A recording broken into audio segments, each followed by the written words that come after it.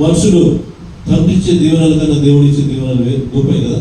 తండ్రి మన కన్న తండ్రి ఆ పరలోక రాజ్యం వారసత్వము కన్న తండ్రి ఇయ్యగలమా, అవును కదా. పరలోకం గురించి ఏది కూడా తండ్రి ఈ లోక తండ్రులు ఎవరు కూడా ఏమి ఇయ్యలేరు. కేవలము శాశ్వతమైన పరలోకము నిత్య రాజ్యంలో మనం నివసించడానికి ఇచ్చే అర్హత కేవలం దేవుడే. హల్లెలూయా. ఆయన మాత్రమే ఇయ్యగలడు. మరి ఈ లోకానికి సంబంధించిన ఆశీర్వాదాలు తండ్రి ఇయ్యడానికి ఆ ఏశావు ఎంతగానో ప్రయాసపడ్డాడు, కానీ పొందుకోలేకపోయాడు.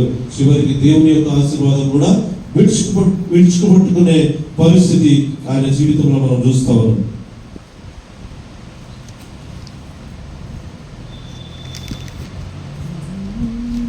ఇప్పుడు కూడా మనం ప్రార్థన చేసిన వాక్యం చదివినా కూడా సాతాను యొక్క ఆలోచనలు మనల్ని ఏలుతా ఉన్నాయా, దేవుని యొక్క ఆలోచనలు మనల్ని ఏలుతా ఉన్నాయా?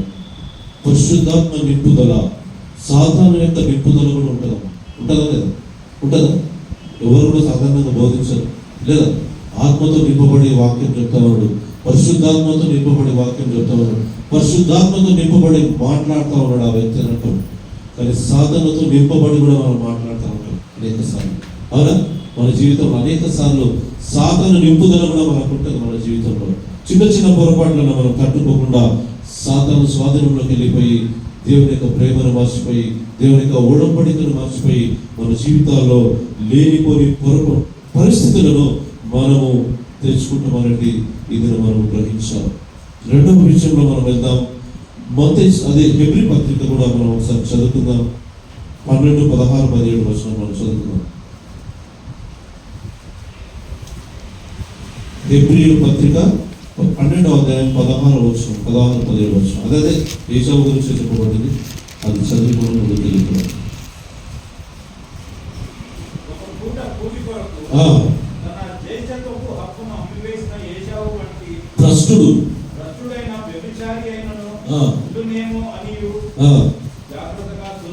భ్రష్టుడు అనే ఒక ముద్ర ఏశావు తీసుకున్నాడు. మరి ఈ దినము మనుషులతోటి మనం మాయ మాటలు చెప్పి, అరే బ్రదర్ చాలా మంచివాడు, బ్రదర్ మంచిగా చెప్తాడు వాక్యం, బ్రదర్ మంచి ప్రార్థన చేస్తాడు అనేది రకరకాల ఆ యొక్క మనుషుల మెప్పును మనం బతుకుంటున్నాము. కానీ దేవుని యొక్క ఉద్దేశంలో మనం భ్రష్టులుగా మనం బ్రతుకుతున్నామా, నీతిమంతులుగా బ్రతుకుతున్నామా అనేది మనం ఇది మనం గ్రహించాలి. మనుషులు నిజంగా మనుషులతో కూడా అందరితో కూడా మనం సమాధానంగా ఉండాలా, వేషధారికలు కాదు, నిజమైన సమాధానం ఉండాలా, నిజమైన ప్రేమ కలిగి ఉండాలా. అది దేవుని యొక్క వాక్యం సెలవిస్తుంది. కానీ మన సంఘంలో మనము చూస్తే వేషధారికలు కూడా మనంటే మన సంఘం కాదు, సార్వత్రిక సంఘం గురించి మాట్లాడుతాం. సంఘంలో పిలుబాక్టర్స్ కూడా పనికిరాదు. మరి అవును, మరి ఆ యొక్క రాజకీయాలు కూడా మంచి అడ్వకేట్స్ కూడా పనికిరాదు. ఎందుకంటే జగన్ని జైల్లో వచ్చినప్పుడు నేను ఎప్పుడు చాలా మంది ప్రస్తావన వచ్చినప్పుడు జగన్ అడ్వకేట్ ఏదో పెద్ద పెద్ద అడ్వకేట్ పెట్టుకొని పోట్లాడుతున్నాడు, కానీ ఒక్కసారి చర్చ్లో పోయి ఒక సజెషన్ తీసుకుంటే జగన్ పక్కన తెలిసి బయటకు వస్తున్నాడు.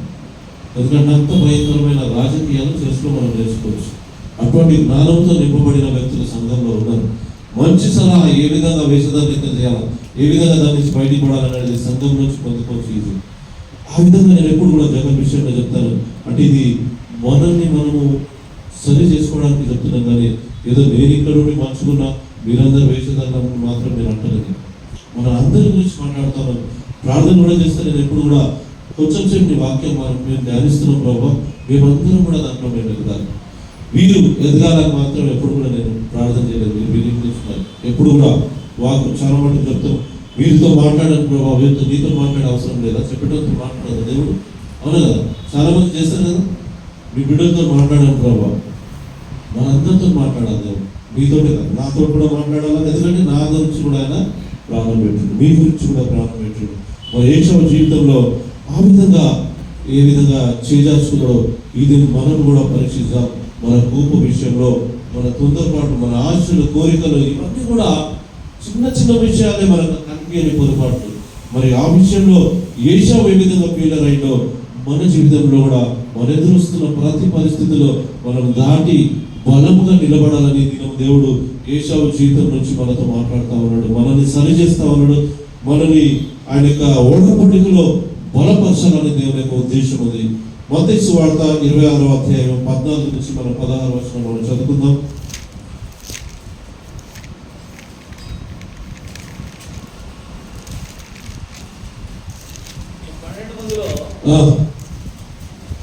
మత్తయి సువార్త 26వ అధ్యాయము 14 నుంచి 16 వచనం. 12 మందిలో ఒకడు ఇస్కరియోతు యూదా విషయంలో మనం రెండవ సందర్భంలో మనం వెళ్తా ఉన్నాము. యూదా విషయంలో కొన్ని మాటలు మనం ధ్యానించుకుందామా? ప్రధాన యాజకుల యొద్దకు వెళ్ళి, నేను ఆయన మీకు అప్పగించిన ఎడల నాకేమి ఇద్దురని వారిని అడిగాను. అందుకు వారు 30 వెండి నాణెములు కూర్చి వారికి ఇచ్చిరి. వాడు అప్పటి నుండి ఆయన అప్పగించుటకు తగిన సమయం కనిపెట్టి. ఇక్కడ మొదటిగా మనం గమనిస్తే ఏశావు తన ఆకలి తట్టుకోలేక ఆయన జ్యేష్ఠత్వాన్ని అమ్ముకున్నట్టుగా మనం చూస్తాము. మనం కూడా చిన్న చిన్న పొరపాట్లు కూడా దేవుని యొక్క ఉద్దేశాలను, దేవుని యొక్క ప్రణాళికను మనం పడుకుంటుకునే సందర్భాలు మన జీవితంలో ఎన్నో దొరికిపోయినాయి మన జీవితంలో. రెండవది, యూదా ఇస్కరియోతు గురించి చెప్తా ఉన్నాడు. ఆయన తనతో సేవలో ఉన్నాడు, ఆయన అద్భుత కార్యం చూసిండు, ఆయన ఒక మంచి ఆయన ఏమంటారు శిష్యుడుగా ఉన్నాడు. అన్ని కూడా తన జీవితంలో అంతా కన్నారా చూసిన వ్యక్తి ఒక చిన్న ఆలోచనతో తన జీవితాన్ని నాశనం చేసుకున్నట్టుగా చూస్తాడు. ఎందుకు? దేనితో నింపబడ్డాడు యూదా? ఏశావు ఏ ఆత్మతో నింపబడ్డాడు?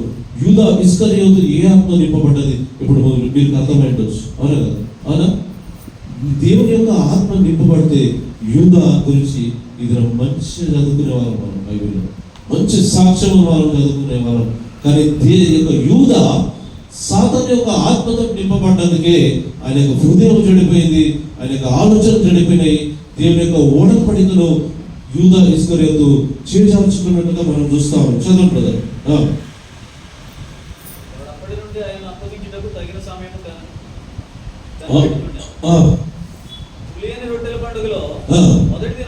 ఇక్కడ చూడండి, యూదా ఆయన చెడిపోయిన హృదయం గురించి ఒక మంచి టైం చూస్తా ఉన్నాడంట అప్పగించడానికి.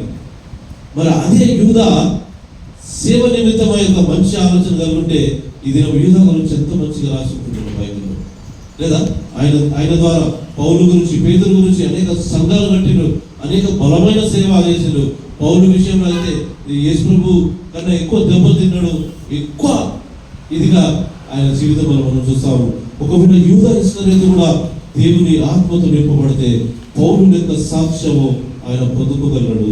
ఇది మంచిగా బైబిల్లో రాసి పెట్టండి. కానీ ఆయన కంప్లీట్ గా సాతాను యొక్క ఆత్మతో నింపబడి ఆ స్వాధీనంలోకి వెళ్ళిపోయాడు కాబట్టి ఆయన హృదయం చెడింది. ఏశావు హృదయం కూడా చెడింది కాబట్టి ఆయన జ్యేష్ఠత్వాన్ని అమ్ముకున్నాడు. ఈయన ఆ యొక్క యూదా ఇస్కరియోతు ఒక అపొస్తలత్వాన్ని వదులుకున్నాడు. హల్లెలూయా! ఒక మంచి శిష్యరికాన్ని వదిలిపెట్టేసిండు, ఒక మంచి భవిష్యత్తును వదిలిపెట్టేసిండు, ఆ సేవ భారమును వదిలిపెట్టేసిండు. తన జీవితంలో సమాధానం కోల్పోయిండు, తన జీవితంలో నిత్య జీవాన్ని కోల్పోయిండు. మరి ఇది మనం కూడా మన ప్రవర్తన విషయంలో, మాటల విషయంలో, ఏ విషయంలో అయినా సరే మనం ఏ ఆత్మతో నడిపించబడతా ఉన్నాం, ఏ ఆత్మతో నింపబడి మనం నడుస్తా ఉన్నాము, మాట్లాడుతా ఉన్నాము, ప్రవర్తిస్తా ఉన్నాం అనేది ఈ ఇద్దరి జీవితాలలో మనం గ్రహించాలా. ఆయన నిర్లక్ష్యం చేసింది ఏంటంటే నిత్య జీవము నేనే అని దేవుడు చెప్తా ఉన్నాడు. అవునా?